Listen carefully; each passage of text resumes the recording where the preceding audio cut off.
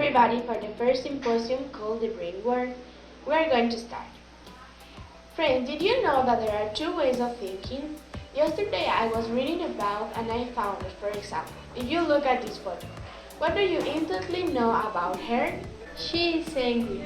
She is blonde. Maybe she is thinking some words to yell. Okay, how long you take to notice all those factors? Less than 30 seconds. That's because you just experience fast thinking. But what happens if you look at this problem? You know this is a multiplication problem and you knew you could solve it. If you try to solve it, you're going to experience new changes like The muscle will tense dilation will occur in the pupils and the heart rate will increase. Okay, why? because we are experimenting slow thinking. You may not realize it, but your brain processes information into different ways. I have a game. May my friend Kayla show it to you? Okay, as you can see in this image, we have 4 digits, right? So you have to read them and add 1. For example, if the number is 3795, the correct answer will be 4806. Ready? Here we go.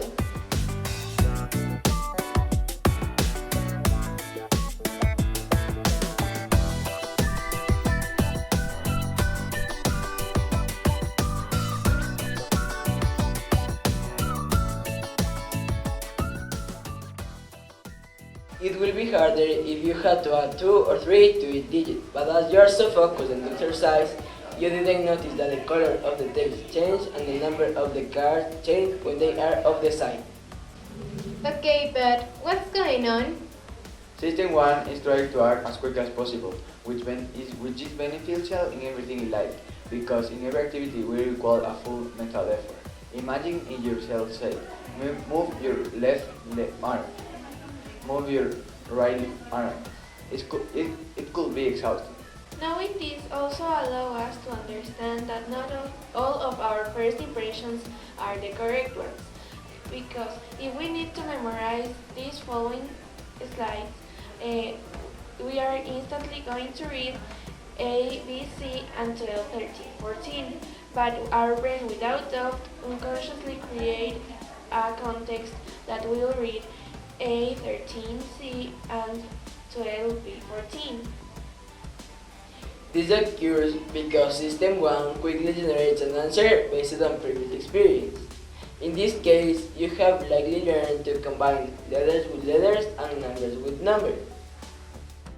This is an example of priming. Yes, but what is priming? For example, if I say wash, how will you complete this word from? You will add an A. But if I say eat, you will add IU. This occurs because System 2 likes to think is in charge and know what is going on. The truth is that priming effects has also been shown to affect and modify behavior. These arise in System 1 and we have no conscious access to them. So we always try to delay System 1 and always consider System 2. It depends. For example, if you are burning your finger, you will always react considering System 1. But if you are angry or frustrated, you have to stop and use some techniques like Technique 1. Count to 10. Technique 2. Breathing. And Technique 3. Tapping! Okay, so count down and consider using System 2 before you react. But doctors, have you heard that some colors change your mood? Is that related to fast or slow thinking? Yes, I have read that some people relate colors to feelings. Some researches in 1930 show that people used to associate colors to specific feelings like a metaphor for emotions. Is that true? Completely true. Some recent investigation says that people who are healthy used to wear yellow color, and depressed people prefer gray, describing their mood. Colors can even change the way drugs work. Like color blue most of the time is used in sedatives, while color red is used in effective stimulants. Speaking of red, it seems to be international color that means stop, danger and hot. What we might think is that this is due to culture and also with biology. Yes. One study explains that people react faster and stronger when they see red. That's why all the emergency signals are red. But other colors carry a meaning too. For example, it's really easy to calm someone who is around green. Some studies on environmental science show that people who are around green enjoy more their workout time. That is because some colors with small wavelengths like blue or green show calmness. Green also enhances your creativity. That must be related to a green landscape. That means fertile land and plenty of food for our ancestors. But look at me, few different things. One shade blue might be calming, while a darker blue might signal sadness, and light blue might become more excited.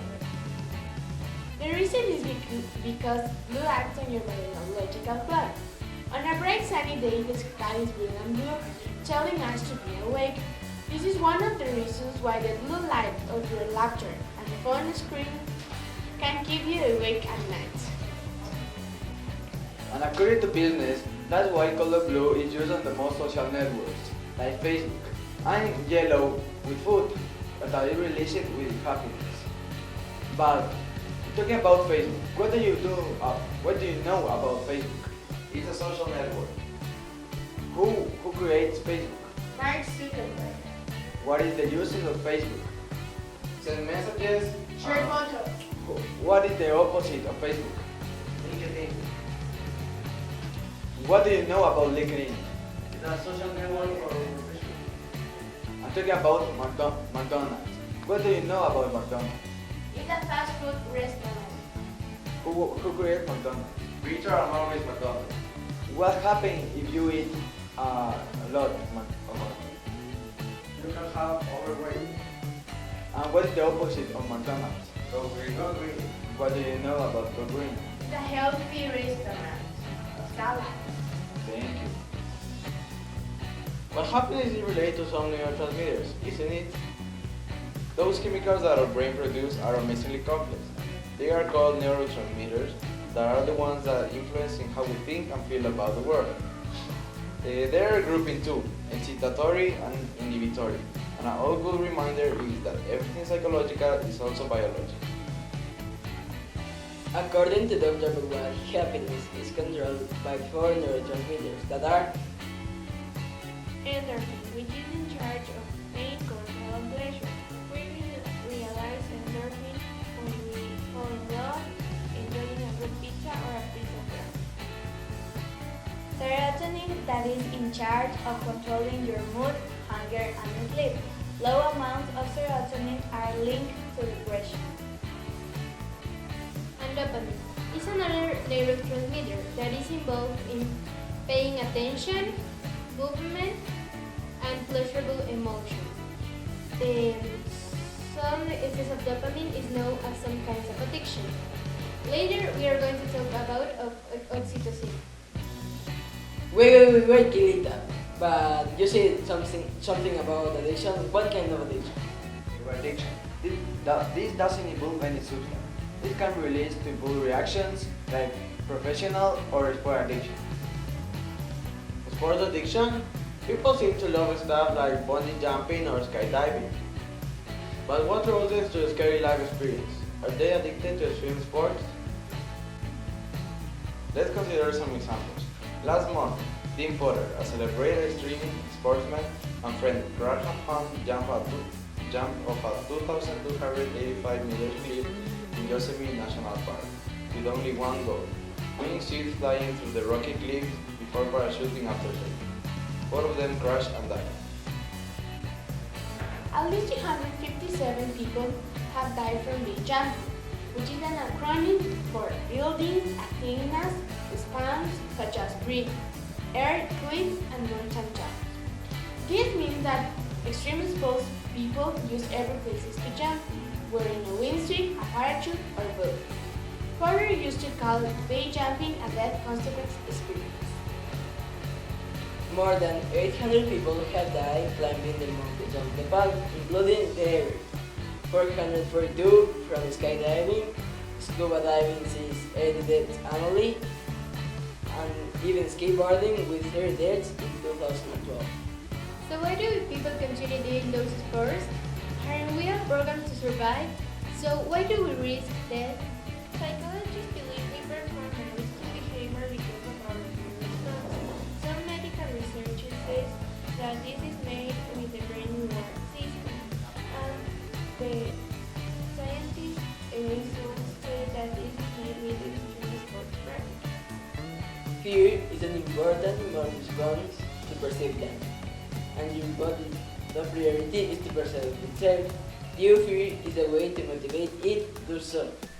But for some people, overcoming fear was a meaningful and constructive event in their lives.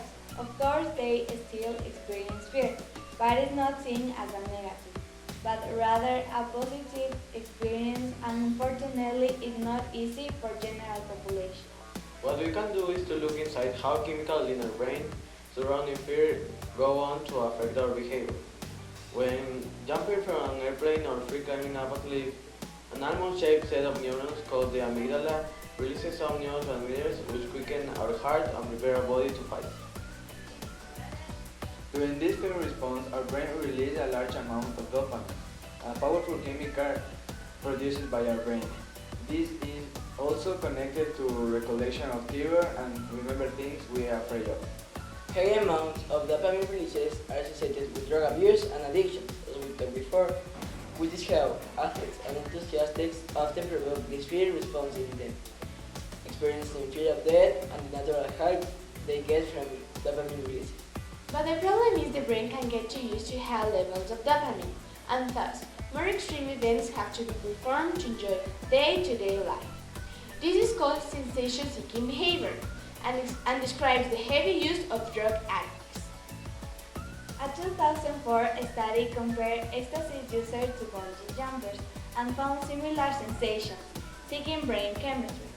The reason people continue to do these activities, aside from them being fun and making them feel good, once their brain gets higher levels of dopamine. So, it is difficult to win it all. Like an addict, the brain creates more dopamine to feel the same high.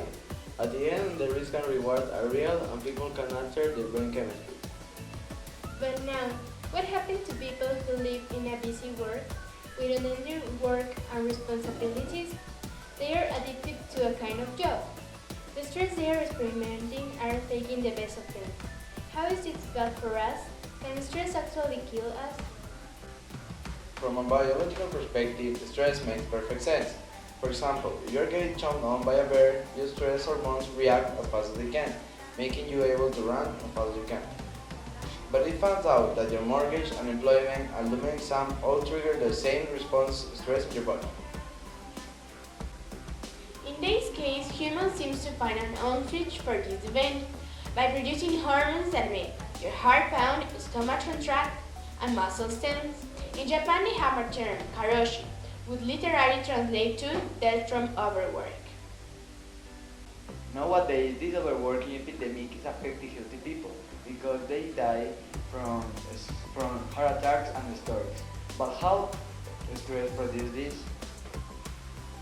Cortisol is one of the main stress hormones, which helps energy to move where your body needs and away from the essential functions of the body. But with the chronic stress exposed, problems arise. The immune system shuts down, inflammation is inhibited, white blood cells are reduced, and susceptibility to disease increases. Some evidence also suggests that prolonged stress may be involved in the development of cancer. Other researches with people under significant stress show that they had more clotted arteries. This prevents blood from getting to the heart during significant stress and can ultimately lead to heart attacks. The brain also takes a toll.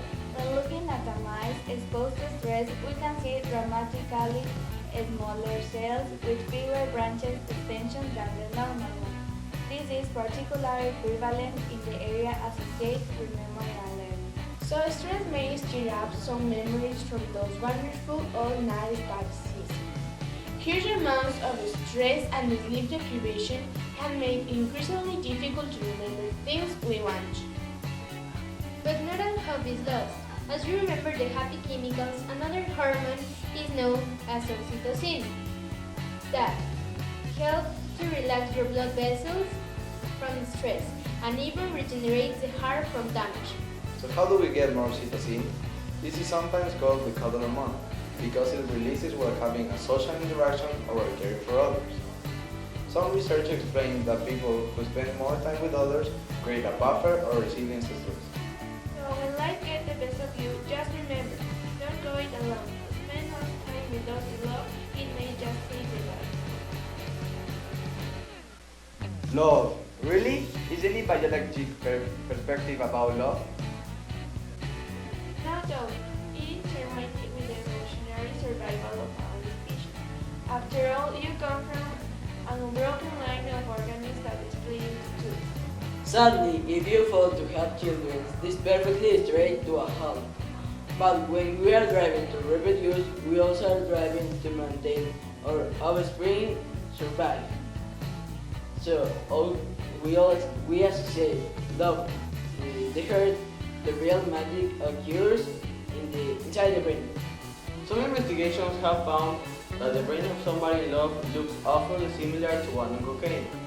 Cocaine acts on the pleasure centers of the brain by lowering the threshold at which they fire. It means that you feel good when you are in love. But it is the fact that anything you will experience now will be more easily set of pleasure centers and make you feel good. Because of this, you don't fall in love with the person, but begin to build a romanticized view of the world around you. And so things bother you less. So what chemicals are at work to make all of this happen? During lovely relationships or simply looking photos of the loved one, there is a surge of dopamine, norepinephrine, and serotonin. This gives you the motivation, craving, and desire to be with a person more and more. You see, romantic love is not single emotion, it's a drive from the motor of the mind. This motor brings intense energy and focused attention, and the pleasure centers occur in the brain reward system.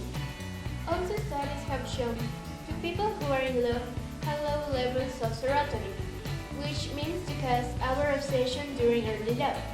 But amazingly, these areas are associated with intense romantic love and can dure for decades. Even though recent discoveries have given science a certain amount of connection between our brain and love, the truth is that biology doesn't exactly know why or how love works. Before we finish, we want to acknowledge Discovery News, ASAP Science and Crash Course for their information and all of you for your attention. We hope you have learned with us and enjoy our amazing brain world. As a conclusion, it is important to find equilibrium between mind and body. So we have to be conscious of taking the best decisions at the right moment, which means acting with ethics with our environment and with ourselves. Thank you.